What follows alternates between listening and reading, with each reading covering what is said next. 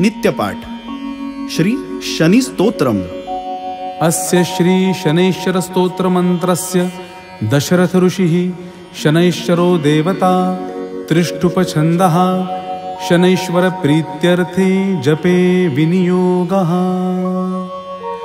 दशरथ उवाच कोणोऽन्तको रौद्रयमोऽथ बभ्रुः कृष्णशनी पिङ्गलमन्दसौरिः नित्यं स्मृतो यो हरते च पीडां तस्मै नमः श्रीरविनन्दनाय।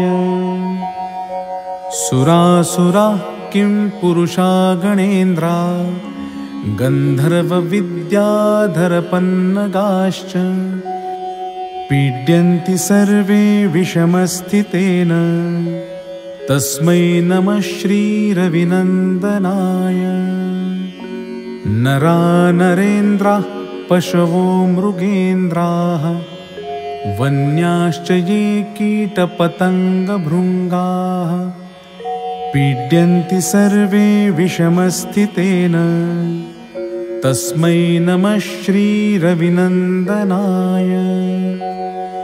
देशाश्च दुर्गाणि वनानि यत्र सेनानिवेशाः पुरपत्तनानि पीड्यन्ति सर्वे विषमस्थितेन तस्मै नमः श्रीरविनन्दनाय। तिलैर्यवैर्माशगुडान्नदानैर्लोहेन नीलाम्बरदानतो वा प्रीणाति मन्त्रैर्निजवासरे च तस्मै नमः श्रीरविनन्दनाय।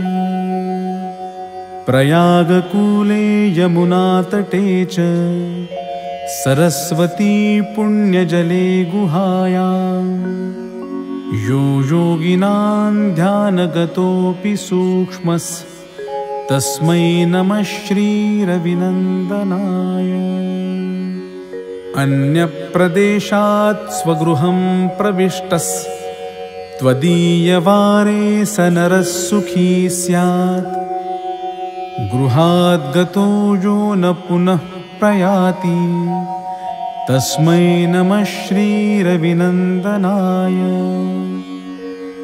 स्रष्टा स्वयंभूर्भुवनत्रयस्य त्राता हरिसंहरते पिनाकी एकस्त्रिधारुग्यजुस्साममूर्तिस्तस्मै नमः श्रीरविनन्दनाय।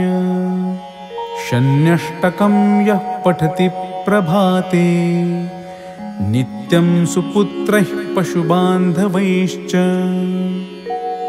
पठेच्च सौख्यं भुवि भोगयुक्तं प्राप्नोति निर्वाणपदं परं सः। कोणस्थपिङ्गलो बभ्रुः कृष्णो रौद्रोऽन्तको यमः सौरिः शनैश्चरो मन्दः पिप्पलादेन संस्तुतः। एतानि दशनामानि प्रातरुत्थाय यः पठेत् शनैश्चरकृता पीडा न कदाचित् भविष्यति। इति श्री दशरथ प्रोक्तं श्री शनैश्चर स्तोत्रं सम्पूर्णम्।